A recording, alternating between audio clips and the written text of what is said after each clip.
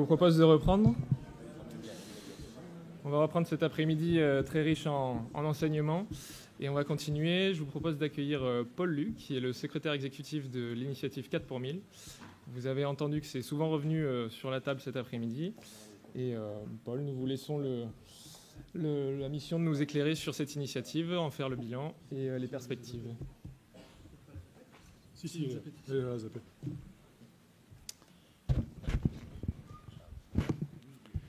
Bonjour à tous, merci d'être revenus.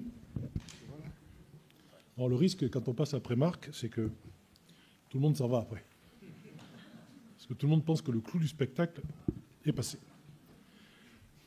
Moi, je vais faire la planche après le clou. Bien, écoutez, on va rester dans le général, puisqu'on est passé quand même du particulier au général depuis tout à l'heure. Et avec Marc, on était largement dans le général et le global. Bon, on va rester à ce niveau global, si vous le voulez bien. Et je vais vous parler un petit peu de l'initiative 4 pour 1000. J'ai l'habitude de commencer cette présentation par des données générales. Ce sont des choses que la plupart des gens qui sont ici présents connaissent. Il y a déjà eu une courbe qui a été sensiblement présentée qui ressemble à celle que je vais vous montrer là. Mais j'aime bien qu'on sache d'où on part, où on est, pour savoir éventuellement où on va. Donc les quelques faits sont simples, je les rappelle. Merci d'avoir mis du rose, c'est sympa d'ailleurs, ça change un peu la couleur par rapport au fond. Eh bien, on peut constater que depuis que l'homme est sur la planète, la population mondiale a sensiblement augmenté. Aujourd'hui, on est aux alentours de bientôt 8 milliards. Les Nations Unies nous disent que finalement, on n'arrivera peut-être jamais à 10 milliards, voire peut-être qu'on n'atteindra jamais 9 milliards. Bon, en attendant, on est toujours dans une courbe qui augmente pour l'instant. Ce qui est intéressant, c'est la deuxième courbe qui est sur le même graphique, qui est en marron, et qui montre le niveau de... En marron ou en rouge, j'arrive pas à lire. Non, qui est en rouge, pardon. Qui montre le niveau de déforestation. Et là, c'est implacable. Qu'on soit en baisse éventuellement ou en stagnation de la population mondiale, on s'aperçoit quand même que plus la population mondiale a augmenté sur Terre, plus on a déforesté, et on en revient à ce qui a été dit tout à l'heure. Un autre point intéressant, qui n'est quand même pas non plus un point négatif, malgré tout, c'est que même si le nombre de personnes souffrant de malnutrition dans le monde stagne, voire diminue ou réaugmente un petit peu en fonction des années, peut-être que la guerre en Ukraine risque d'avoir modifier les dernières années de statistiques, on constate que la population mondiale continue à augmenter. On a une proportion de personnes souffrant de malnutrition dans le monde qui est en très légère décroissance, que je qualifierais de relative. Autre chose, ça a été dit, quand on regarde, n'en déplaise à certains climato-sceptiques, quand on regarde les chiffres, on regarde ces courbes et on s'aperçoit quand même que les années qui encadrent la période de référence sur mon graphique en bleu et en rouge montre que les années précédentes, cette période de référence était plutôt en dessous de la période de référence en termes de température et que celles qui se trouvent au-dessus sont en rouge, donc au-dessus de la période de référence. De là à dire qu'il y a un réchauffement global, on peut peut-être s'y tenter, on peut surtout dire que c'est la cause d'un dérèglement climatique qu'on peut mettre au pluriel même déjà. Ce sont des dérèglements climatiques et pas seulement un dérèglement climatique. Et quand on regarde cette courbe en comparaison de la quantité de gaz à effet de serre dans l'atmosphère, et notamment du gaz carbonique, eh bien, on s'aperçoit qu'on a eu une augmentation exponentielle des quantités qui ont été relâchées dans l'atmosphère dues aux activités humaines, et que donc il peut y avoir une relation de cause à effet. Bon, je sais bien qu'il y a des gens qui doutent de ça. On constate, on regarde, il y a sûrement quelque chose derrière cette affaire et qu'il faut peut-être prendre ça en considération. Autre fait intéressant et important, l'agriculture au niveau global représente 24 à 25% des émissions de gaz à effet de serre, soit de façon directe ou de façon indirecte. Bon, ce n'est pas négligeable. Et si on considère bien dans ces aspects de gaz à effet de serre au niveau de l'agriculture, le fait que, et c'est mes deux planisphères, on intègre ce qu'on appelle les changements d'usage des sols, des terres, on s'aperçoit qu'on a, premier graphique, première planisphère, des moyennes par habitant qui peuvent paraître dans le vert et raisonnables si on ne prend pas en compte les changements d'usage des terres, mais si on intègre ces changements, en clair, si on intègre la déforestation dans le bilan, eh bien on s'aperçoit qu'il y a des pays qui sont encore en vert dans la planisphère du haut et qui passent en orange, voire en rouge dans la planisphère du bas. Curieusement, je n'arrive pas à m'expliquer pourquoi la Chine est toujours en vert sur les deux, mais bon, ça, c'est pas moi qui ai fait le graphique, donc je ne fais que l'utiliser pour le décrire. Bon, après ces quelques faits que vous connaissiez tous, quelques pistes pour essayer de changer les choses. J'abonde dans le sens de ce qu'a déjà dit Marc Dufumier. Peut-être que ce que je vais présenter est un petit peu différent dans l'approche, si vous voulez, mais globalement, les conclusions sont souvent les mêmes. De ce qui précède, on peut dire qu'il y a plusieurs leçons à tirer. Premièrement, il est absolument impératif de diminuer les émissions de gaz à effet de serre, quels que soient les secteurs économiques, quelles que soient les activités humaines. Et ça, c'est très important, y compris, ça a été dit dans l'aspect label bas carbone, y compris dans le secteur agricole et forestier. Deuxièmement, en continuant comme ça, l'agriculture va aussi devenir une victime de ce changement climatique. On en a déjà beaucoup parlé. Et va falloir permettre à cette agriculture, à cette foresterie, de s'adapter au changement climatique qui, malheureusement, est déjà en cours et qui va se doubler d'autres enjeux, celui de restaurer la biodiversité, de lutter contre la désertification, etc. Enfin, dans le contexte d'une population mondiale qui augmente, même si l'augmentation est moins importante ces dernières années, eh bien, la notion de sécurité alimentaire est extrêmement importante et il va falloir, dans ce contexte, à la fois adapter l'agriculture et permettre que les humains qui sont sur cette planète et ceux qui vont arriver puissent encore se nourrir à l'avenir. Alors, comment concilier tous ces objectifs qui apparemment sont complètement opposés les uns aux autres et concurrents ? Eh bien, pour ça, on peut essayer de jouer sur 3 types d'actions. Là, c'est vraiment à grands coups de serpent. Ce que je vous dis là, ce sont des grandes idées, pas seulement des idées, heureusement aussi des choses qui se réalisent. Première chose, c'est préserver partout où on peut la biodiversité. Biodiversité, vous savez aussi tous que dans le monde, on a défini ce qu'on appelle des points chauds, des hotspots de biodiversité, qui représentent des zones de concentration particulières et remarquables de biodiversité. Il faut les préserver au maximum, là où l'homme n'a pas été trop impactant sur cette biodiversité. Ce sont mes zones en rouge sur la carte du bas. Quelque chose qu'on dit moins souvent, c'est qu'il faut aussi préserver les zones qui sont riches en carbone au niveau des sols. Et on parle là des zones humides, on parle là des permafrost, des pergilifrost, je ne sais plus comment on dit en français, en bon français, parce que permafrost c'est plus facile à retenir, mais aussi les tourbières, des zones qui sont extrêmement riches en carbone et qui, si on les modifie, risquent de relarguer de grandes quantités, en particulier de CO2 et de méthane dans l'atmosphère, qui vont conduire à noircir encore plus le tableau que j'ai présenté tout à l'heure.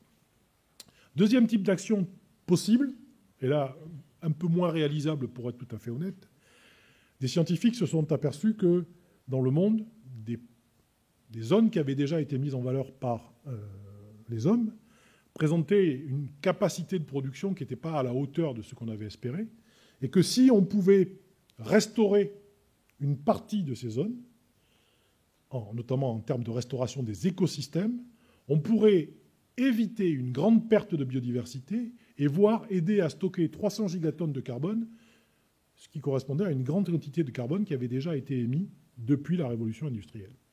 Donc, ça serait vraiment très important en se concentrant sur 15% de ces zones, plus particulièrement. Le problème, c'est que les zones qui sont en rouge ici sont des zones aussi qui sont densément peuplées et qui correspondent aussi aux zones où on va avoir besoin d'une alimentation pour nourrir ces populations. Donc, ça reste un peu théorique, mon deuxième volet, mais si on peut, et là où on peut, il faudrait le faire.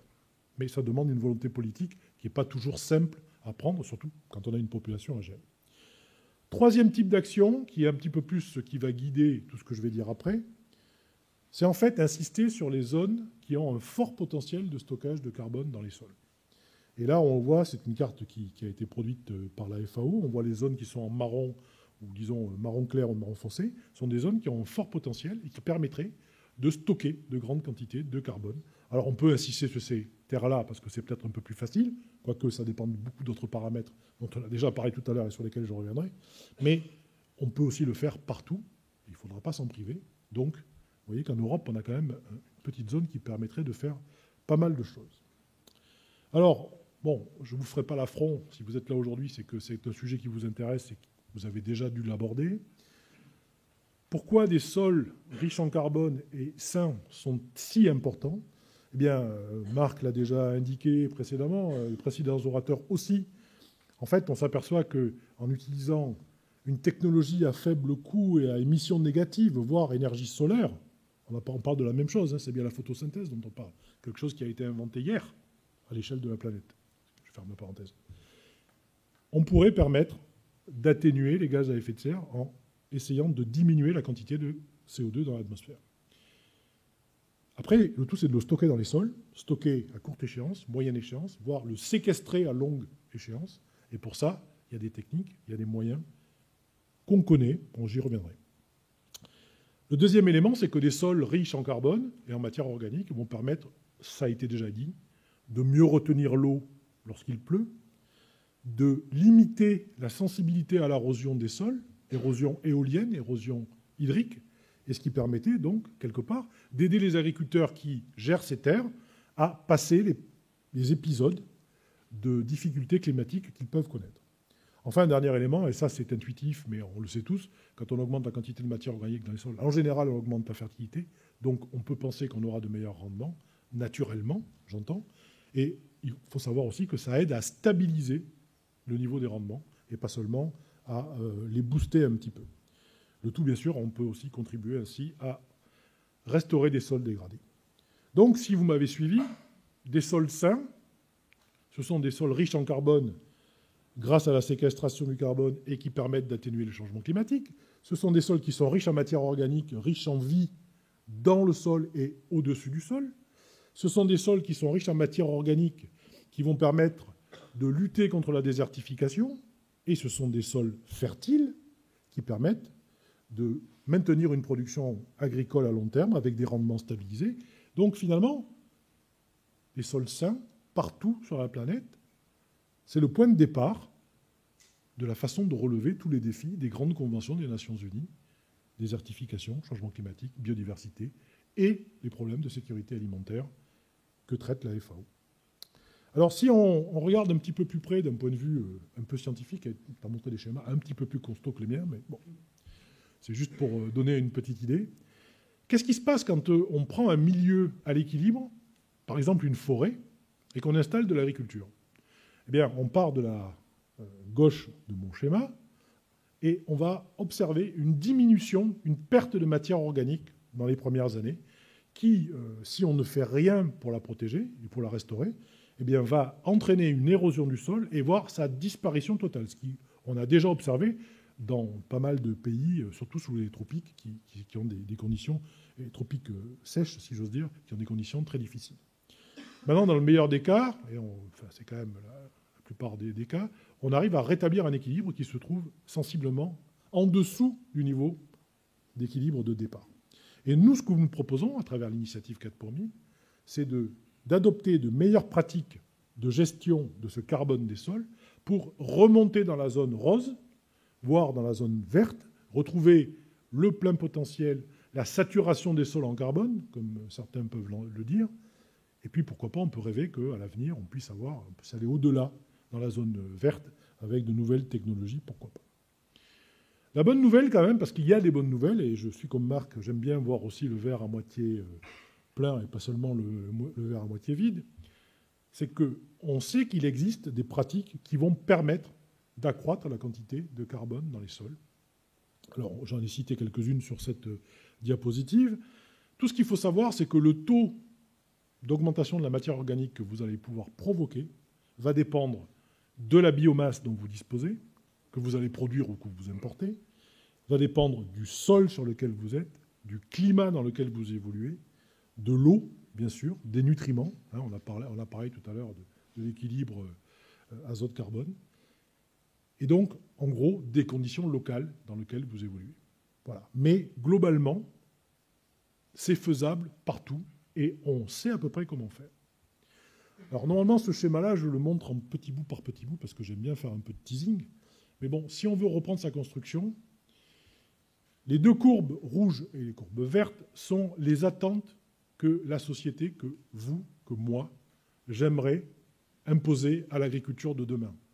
Moins d'engrais minéraux, moins de produits phytosanitaires, notamment de synthèse, plus de biodiversité, plus de carbone organique dans les sols. Or, aujourd'hui, avec l'agriculture conventionnelle, on est en bas à gauche. Et ce qui nous intéresse, c'est d'essayer d'aller le plus près possible de en haut à droite. Alors, en haut à droite, vous avez écosystème forestier naturel. Je n'ai pas dit qu'il fallait tous qu'on retourne à l'état de cueilleurs, chasseurs dans la nature. Hein. Bon, parce que là, pour 8 milliards d'habitants, il faudrait un petit peu plus de forêts que toutes les forêts qu'on a partout dans le monde. Donc ça, c'est pas possible. En revanche, c'est ce qui a déjà été dit par Marc et par d'autres, il faut s'inspirer du fonctionnement de la nature, de ce que les anglo-saxons appellent le nature-based solution, des solutions basées sur la nature, pour essayer de provoquer un mouvement qui va nous permettre de sortir de l'agriculture conventionnelle. Et ce mouvement, c'est ce que nous, on appelle l'agroécologie. Mais je ne suis pas le seul à appeler ça l'agroécologie.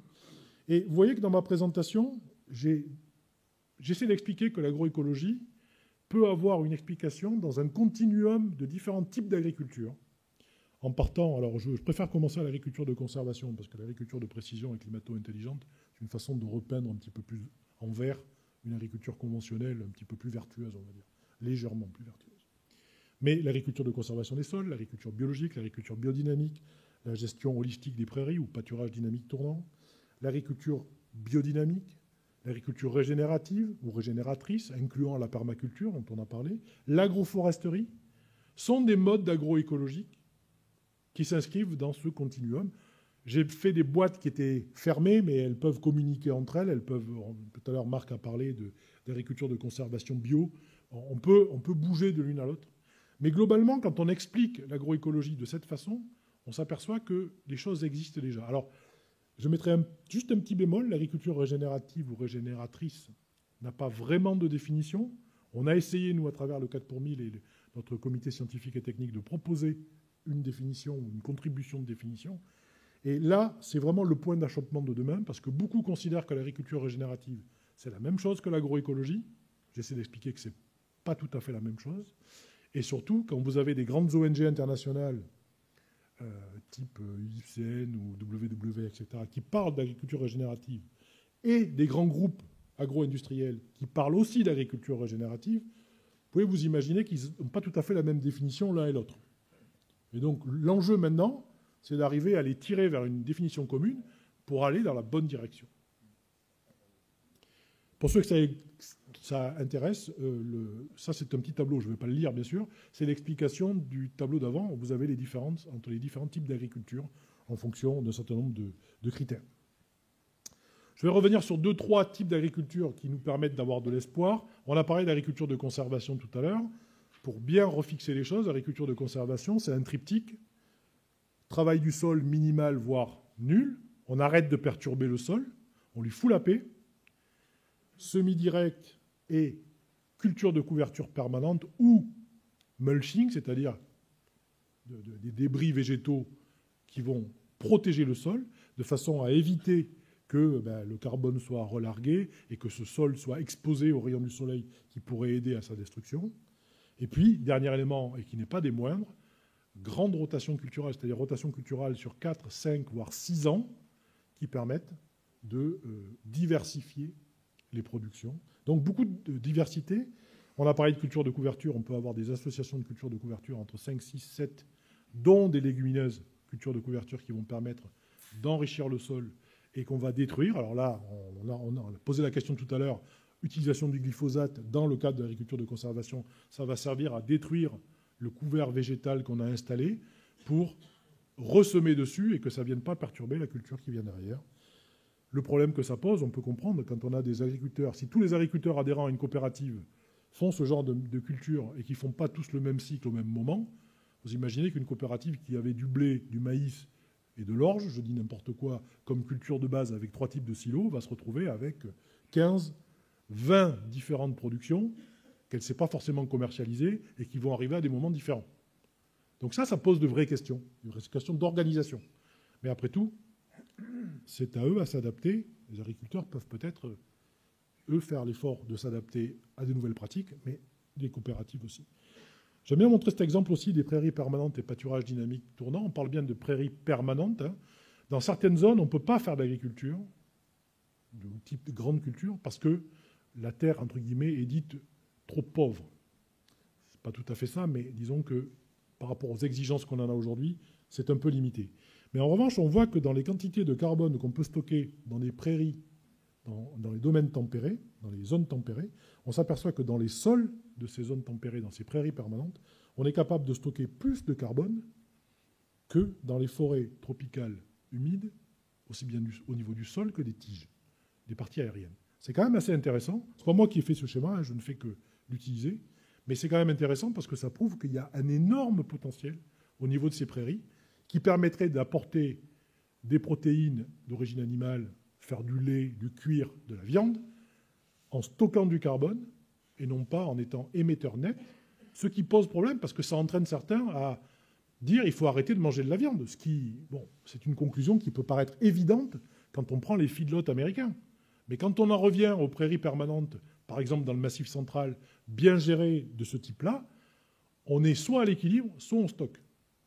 Donc cette viande-là et ce lait-là, il est quand même un peu plus vertueux que celui qui vient d'un élevage intensif habituel. On parlait tout à l'heure des Primolstein et tout ça, avec ensilage de maïs et autres. Voilà, ça c'est le type de modèle, c'est le petit feedlot à la française, mais on est sur ce modèle-là de feedlot américain. Enfin, dernière chose, j'aime bien montrer cette diapo, c'est un vieux travail que j'ai fait en 1986, donc ça ne nous rajeunit pas. C'est un exemple de système agroforestier. Alors évidemment, on est sous les tropiques. On est dans un milieu tropical humide. Et là, toutes les espèces qui sont sur mon dessin sont des espèces qui ont été plantées par un agriculteur, qui ont été semées, et qui constituent donc un agro-écosystème, comme disait tout à l'heure Marc, et qui se trouve dans une zone où il y avait, et il y a toujours, parce que j'ai eu la chance d'y retourner 30 ans après, 1000 habitants au kilomètre carré. On est en ville quasiment, mais on a l'impression d'être dans la forêt. C'est quand même sympa. Bon, évidemment, vous n'allez pas produire des céréales comme ça. Hein. Il y a des rizières qui sont en bas, dans les bas-fonds, etc. Mais c'est un mode d'agriculture qui répond à différents objectifs et qui est extrêmement intéressant. Pas applicable partout, j'en suis conscient, mais je n'ai pas dit que tous les modèles que j'avais montrés dans l'agroécologie étaient applicables partout. C'est aussi aux agriculteurs à choisir. Alors, quand on parle d'agriculteurs, j'aime bien aussi reprendre ce graphique qui est complètement fouillis, hein, je vous l'accorde, mais c'est fait exprès, c'est on purpose, comme on dit. C'est qu'en fait, j'ai replacé au centre de ce graphique les agriculteurs, pour vraiment montrer que c'était eux qui étaient au centre du jeu. Et qu'en fait, ils étaient sous l'influence, à travers les flèches jaunes, de tous les types d'acteurs de la société. Pardon. Qu'il s'agisse des gouverneurs, des scientifiques, des décideurs, pardon, drôle d'amalgame, des scientifiques, des entreprises agroalimentaires, de la société civile, des consommateurs en général. Donc, ils subissent toutes ces pressions et en échange, qu'est-ce qu'ils ont ? Éventuellement quelques petites aides, des conseils, un encadrement réglementaire, etc., etc. Donc, tout ça pour dire, un agriculteur, quand il prend une décision, non seulement il dépend de son sol, il dépend de son milieu, de son climat, mais il dépend aussi de tout ça, tous ces gens qui cherchent à influer sur lui. Donc, moi, je ne suis pas agriculteur, mais je tire mon chapeau à tous les agriculteurs parce que, malheureusement, ils ne font pas un travail facile. Alors, dans le domaine des bonnes nouvelles, quand on pose des questions, on a fait ce sondage auprès d'un échantillon représentatif, comme on dit, de 1000 agriculteurs, un peu partout à travers le monde. On leur a posé la question, quelles sont les meilleures pratiques qui vous permettraient de stocker du carbone dans les sols ? Eh bien, on s'aperçoit qu'ici, des productions végétales, la façon de gérer ces productions végétales, de l'élevage ou de l'agroforesterie. Donc, ils connaissent en gros les grandes lignes des pratiques qui pourraient les aider. Quand on leur pose l'autre question qui vient de derrière et de dire qu'est-ce qui pourrait vous aider à adopter ces pratiques ? Il y a deux types de réponses. Hein. Premièrement, on a besoin d'informations et de conseils. Deuxièmement, on a besoin d'un appui financier pour passer cette période de transition. Et là, je me suis amusé à lister toutes les étapes qu'il fallait suivre pour essayer de faire en sorte de changer les choses. Et vous vous rendez compte que, bon, il y a la phase de sensibilisation, le fait de collecter les bonnes pratiques, le transfert des connaissances, l'accompagnement des transitions, l'encadrement, le monitoring, le suivi, enfin les mesures, hein, on en revient à notre première présentation, les financements, etc., etc. Or, ce qui caractérise aujourd'hui l'agroécologie par rapport à la révolution verte qui a donné lieu à la naissance de l'agriculture conventionnelle, c'est le fait que l'innovation de cette agroécologie, elle se situe au niveau des agriculteurs eux-mêmes. Or, quand vous avez un modèle qui descend de la science, top-down, c'est facile de vulgariser. On prend une recette, on l'applique partout, ça marche partout. Mais ça a été bien dit, l'agroécologie doit être appliquée, doit être adaptée aux conditions locales. Et évidemment, c'est ce que les agriculteurs ont fait. Donc il faut aller chercher les connaissances au niveau des agriculteurs pour en tirer les leçons et essayer de revenir vers les agriculteurs dans la même zone. Alors, il n'y a rien de mieux pour faire ce travail-là qu'un agriculteur qui va passer son message à un autre agriculteur, parce qu'ils vont parler entre eux. Et là, ça pose une autre question, mais qu'est-ce qu'on fait des scientifiques dans ce schéma-là? Donc c'est pour ça que ce qu'a dit tout à l'heure Marc est intéressant. Excuse-moi, c'est pas seulement tout ce que tu as dit est intéressant. Mais j'insiste sur l'utilisation d'une expression qui est moins courante, c'est l'agroécologie scientifique. Parce qu'il ne s'agit pas de faire de l'agroécologie passéiste et de revenir vers le passé. Il s'agit d'adapter tout ce qui a été fait par des générations et des générations, de lui donner un sens et de l'expliquer au niveau scientifique et d'être capable de le restituer auprès d'autres agriculteurs. Et là, on a besoin de la science à tous les niveaux. Je crois qu'il va falloir que j'accélère parce que sinon je vais me faire tirer les oreilles. Bon, deux choses extrêmement importantes dans ce schéma, c'est que si on veut collecter des pratiques, il faut être capable de les restituer, donner l'information aux agriculteurs. Trop souvent, dans les conseils aux agriculteurs, on va leur donner des informations sur les données techniques. Qu'est-ce qu'il faut que vous fassiez chez vous? On leur donne des recettes. Et on s'est aperçu que si vous voulez donner le pouvoir de décision aux agriculteurs, ben, il faut aussi leur donner des éléments socio-économiques. Combien de temps de travail ça va vous prendre? Combien de revenus ça va pouvoir générer? Quelle marge vous allez pouvoir dégager, etc. Et c'est avec cet ensemble de données que les agriculteurs seront à même de dire, ben voilà, dans mon contexte, moi j'ai envie d'essayer ça, parce que ça pourra me rapporter ça, ça va me donner moins de travail, moins de capital peut-être, mais je vais avoir des marges qui seront meilleures, et donc je vais essayer ça. Mais si vous ne leur donnez pas ces deuxièmes éléments, ben, ils n'ont pas d'éléments de comparaison, donc de choix. Autre chose, on a beaucoup parlé d'obligation de moyens. Et c'est vrai qu'une grande partie, par exemple, des aides de la PAC au sein de l'Union européenne était basée sur une obligation de moyens. Vous respectez l'agriculture biologique, c'est Marc qui l'a dit aussi, vous respectez des pratiques, vous êtes rémunéré sur les pratiques. On ne cherche pas à comprendre le résultat. Un produit bio, intrinsèquement, on considère qu'il est bon. Et donc, si on voulait aller jusqu'au bout du système, on dirait qu'il faudrait chercher les qualités particulières de ces produits pour justifier leur écart de prix. Et donc là, on aurait une obligation de résultat, ce qui changerait un petit peu les choses par rapport aux agriculteurs. Donc, dans les aides, notamment à la PAC, il est question de passer sur une obligation de résultat après avoir, pendant longtemps, privilégié une obligation de moyens. On considère, nous, au niveau du 4 pour 1000, qu'il faut faire très attention à ça, notamment si vous voulez mesurer les quantités de carbone dans les sols. Aujourd'hui, on n'a pas d'instruments fiables qui nous permettent de mesurer la quantité de carbone que vous allez stocker sur un pas de temps d'une année. Donc il vous faut 2, 3, 4, 5 ans avant de mesurer l'éventuelle évolution que vous avez. Et si vous ne faites pas ça, la mesure que vous allez avoir chaque année correspond à la marge d'erreur de votre mesure. Donc ce n'est pas très fiable. Donc nous, on propose qu'il y ait une obligation de moyens et une obligation de résultat, mais au bout de 4-5 ans, quitte à retenir une petite partie éventuellement de la prime ou des rémunérations pour services écosystémiques rendus à la société, qui est payé ou débloqué au bout de 5 ans si effectivement on va dans le bon sens. Bon, tout ça, c'était une présentation générale de ce qu'on propose au niveau de l'initiative 4 pour 1000, d'où on part, qu'est-ce qu'il faudrait faire. Il existe des solutions, j'espère que je vous les démontrer. Alors, je ne suis pas rentré dans les détails, je vous l'accorde. Maintenant, 2 mots sur l'initiative en elle-même avant de me faire trucider.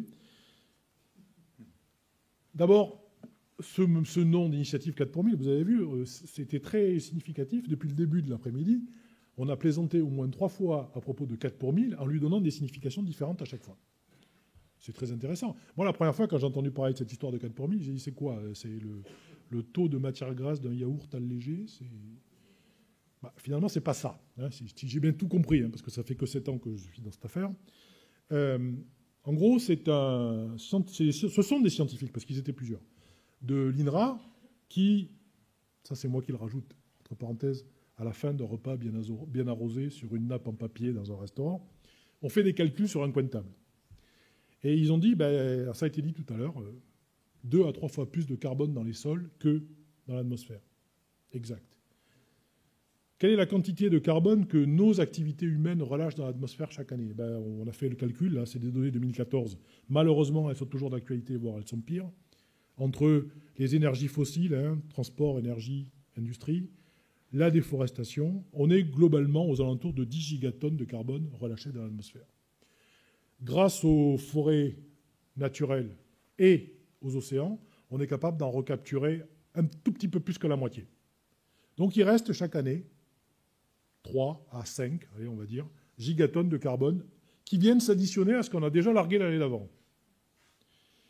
Et quand on compare cette quantité annuelle à la quantité de carbone dans les sols partout sur la planète, sur les 30-40 premiers centimètres, qu'on évalue à peu près à 860 à 1000 gigatonnes de carbone, eh bien, en répondant à la question de quelle quantité faudrait-il que j'augmente mon carbone dans tous les sols de la planète chaque année pour compenser ce que je relargue dû à mes activités humaines, on arrive à une réponse qui est 0,4%.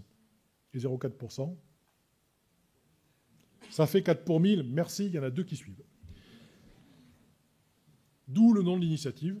Voilà, maintenant, vous comprenez mieux, enfin, j'espère, après ces petites explications. Bon, les objectifs du 4 pour 1000 respectent bien sûr les ODD, les objectifs de développement durable des Nations Unies. On essaie de traiter particulièrement la faim dans le monde, le changement climatique, la vie sur Terre, éventuellement la qualité des eaux et tout ce qui est commerce et lien. Alors, bon, je passe là-dessus, c'est la gouvernance de l'initiative, on a des partenaires, on a des membres. Le distinguo, c'est que les membres participent aux décisions, les partenaires ne participent pas aux décisions, et les entreprises ne peuvent pas être membres, ils peuvent être que partenaires. Ça évite d'avoir des décisions faussées parce que des entreprises chercheraient à prendre le pouvoir chez nous. Pas de ça chez nous. Et on a aussi un comité scientifique et technique et un secrétariat exécutif que j'ai l'honneur et le plaisir de diriger. De 160 partenaires à l'origine de l'initiative 4 pour 1000, c'est-à-dire en 2015, durant la COP 21 à Paris, on est passé à 763 aujourd'hui, en 7 ans. Et c'est une fierté, mais bon, après, c'est pas le tout de faire avoir un réseau qui grandit. Il faut que le réseau il soit actif. Hein. Et donc, parmi ces 760 partenaires, on a à peu près la moitié, un petit peu moins de la moitié, qui sont des membres et qui participent aux prises de décision. Notre président est toujours Stéphane Le Foll. Et nous avons 2 vice-présidents, Ibrahim Mayaki, qui était le secrétaire exécutif du NEPAD, Nouveau Partenariat pour l'Afrique, qui a été aussi Premier ministre au Niger, qui est aujourd'hui à la retraite, et Gabrielle Bastien, qui est une jeune Canadienne qui a créé une association qui s'appelle Régénération Canada. Bon, une petite idée de où sont les pays qui ont adhéré au 4 pour 1000. Vous voyez qu'on est essentiellement européen, un peu nord-américain, un peu Amérique latine, un peu Afrique, un peu Asie, un peu Pacifique. Alors, évidemment, il y a, comme dans beaucoup d'accords, il y a des pays absents. Il n'y a pas la Chine, il n'y a pas l'Inde, il n'y a pas le Brésil. Bon. No comment. Là, c'est quelques petites idées des logos de quelques-uns de nos partenaires et membres. Bon, une vue générale, voilà, on est partout. On a des membres et des partenaires partout dans le monde, ce qui me permet de dire qu'on doit être international. Pour finir, l'initiative s'est dotée il y a 2 ans, 3 ans maintenant, d'un plan stratégique qui nous a donné une vision. Hein, ça ne veut pas dire qu'on était aveugle avant. Hein, c'est simplement qu'on a formalisé les choses. On fait ça à l'anglo-saxonne où il faut avoir une vision, une mission, un plan stratégique, des objectifs. Voilà. C'est sûr que pour nous, latins, c'est un peu difficile. J'ai mis du temps à rentrer dedans. Mais bon, finalement, c'est bien parce que quand on sort ça, là, tout le monde nous dit « Ah, ben c'est formidable, vous avez au moins ça. » Ben, merci. Heureusement, il n'y a pas que ça. Donc, notre vision 2050, c'est que partout, en 2050, dans le monde, on aura des sols sains, riches en carbone, pour lutter contre le changement climatique et mettre un terme à la faim. Voilà. Bon. C'est ambitieux, hein, mais pourquoi pas. Alors, on a quelques petits principes directeurs. La santé des sols est au centre de notre action. Les agriculteurs sont les acteurs clés de ce changement. On a une approche fondée sur la science, axée sur les résultats. Bon, une approche multipartite, coopération publique-privée. Principes généraux, mais c'est toujours bien de les rappeler. Hein. On respecte la place des jeunes, égalité des genres, et surtout, respect des groupes ethniques et minoritaires. Tout ceci est dit, est écrit, pour pas qu'on nous reproche de faire de la discrimination ou quoi que ce soit. Ce n'est pas l'objet. L'objet, c'est d'être inclusif, et non pas exclusif au sens d'exclure, mais bien d'avoir tout le monde réuni autour de la table. Ce n'est pas toujours facile parce qu'on travaille au consensus. Donc vous imaginez que 763 partenaires, ce n'est pas tous les jours les vacances pour moi. Plan stratégique, 6 grands buts qui regroupent des objectifs, 24 objectifs que j'ai mis là sur mes anneaux olympiques, et chaque objectif a une description. Il a un point de départ 2020, une cible 2030 et une cible 2050.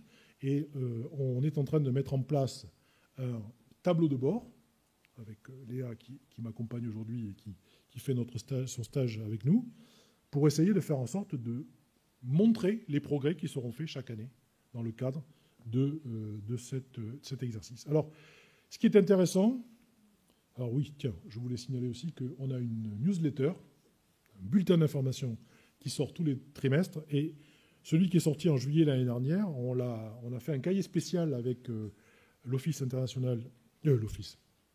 internationale de la vigne et du vin, sur un livret spécial vitiviniculture sur la partie sol, santé des sols et stockage du carbone dans les sols. Bon, c'est pas un volume non plus, mais ce sont des pistes avec différents sujets qui sont abordés dans les pays. Donc je voulais finir en disant que le tableau de bord dont je parlais tout à l'heure aura aussi pour ambition d'essayer de montrer comment on évolue en termes d'agroécologie dans le monde. Parce que le problème, c'est que si vous prenez l'agroécologie d'un point de vue global, vous n'avez pas de statistiques. En prenant l'agroécologie telle que je l'ai décrite là, vous pouvez agréger. Alors, je ne dis pas que c'est idéal, je dis que simplement c'est une façon d'estimer. Vous agrégez l'agriculture biologique avec l'agriculture de conservation, l'agriculture biodynamique, l'agroforesterie, etc. Et vous arrivez à avoir une vision au niveau d'un pays, d'un pourcentage à peu près, qui correspond à la place de l'agroécologie dans ce pays. Et ce qui va être intéressant, c'est de suivre l'évolution de cette place chaque année et voir quels sont les champions de l'agroécologie. Parce qu'en France, on considère qu'on est un champion de l'agroécologie. Quand j'ai fait ce calcul pour la France, on arrive à 14% de la SAU. C'est pas terrible, hein. Au niveau mondial, on arrive à 24%. Donc on est un peu en dessous de la moyenne générale. Hein. Donc peut-être falloir faire un petit progrès là-dessus. Bon, tout ce que je vous ai dit sur la vision de l'agroécologie, et beaucoup d'autres choses qui ont été expliquées cet après-midi, on a essayé de le mettre dans un livre qui s'appelle, de façon à mon sens un peu explicite, « Les agriculteurs ont la terre avec un T majuscule entre leurs mains », qui montre le rôle important des agriculteurs pour l'avenir, qui vont non pas nous aider à sauver la planète, parce que la planète, sans l'homme, elle se portera que mieux, mais qui peut aider éventuellement à sauver l'humanité sur la planète. Voilà. Je vous remercie. Et puis d'autres informations sur notre site internet.